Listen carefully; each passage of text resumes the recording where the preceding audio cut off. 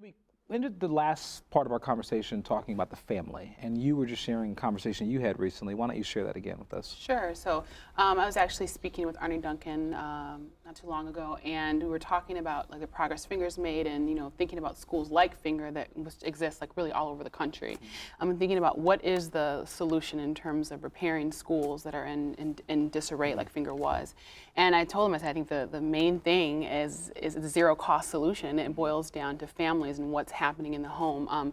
I've had, through my experience at Finger, I worked at Harper, I've worked at Jones College Prep and charter schools, and what I've seen in these years is that students, if they just have an adult in the family that cares about them, like regardless of poverty or whatever, like they can be successful and they will be successful. And so the school, our school, takes on that role in many instances of being that actual family for kids to get them moving and over the hump. Well, what I can tell from your personality and hearing what Ted was saying is that you are looking at things and doing some heavy critical thinking and realizing there's multi-factors here playing into it, and so you're doing that extra work. I think a lot of administrators don't go to that length or don't have that capability.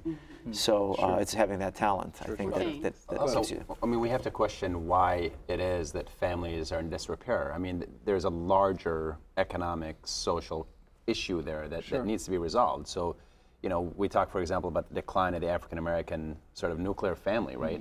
But we rarely examine the causes of that decline.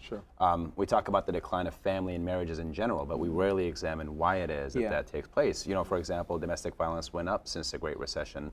The question should be not so much, how do we deal with domestic violence as much as how do we deal with the economic situation that creates a ripe condition for domestic violence. Well, I would take that and raise you one, because not only is it an economic issue, but it's also a public policy issue. So when you look at laws like no-fault divorce in the 1970s, you look at the result of those was that divorces went up immediately after that. And welfare policies of the 60s that really pushed African-American families apart in many ways so that people can receive their welfare benefits. The government, so it's economic, but the government has really pushed these things as well. And then the last thing I would say is our culture does not necessarily value monogamy and family and that sort of thing. Our culture really pushes other messages. So our kids see these things, and for them to try to change that is really countercultural. And we do have a welfare policy that's punitive. It punishes people for being together.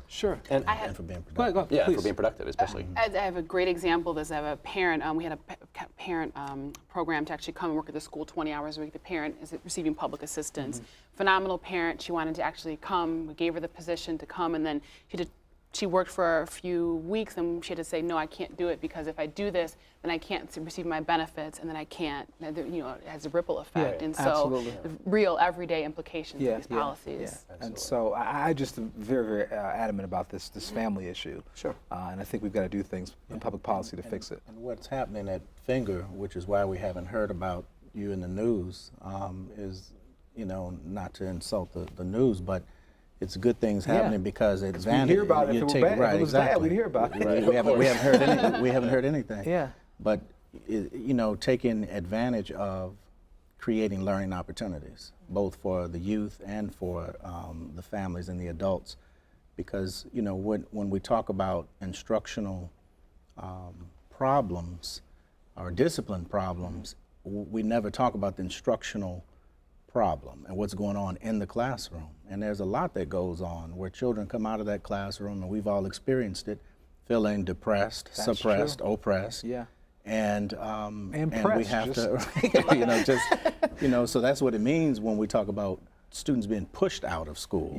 That process has been going on throughout school. So that's one of the things that I try to focus on when we're looking at keeping youth successful, is let's tackle the classroom and instructional process and find out what's going on, just like we have to look at what's going on in the home and where they're spending most of their time. There are really no silver bullets. And everything that we're talking about, from the family to instruction to support in the schools, the truancy issue, we have to have a multifaceted and holistic approach to fix these things.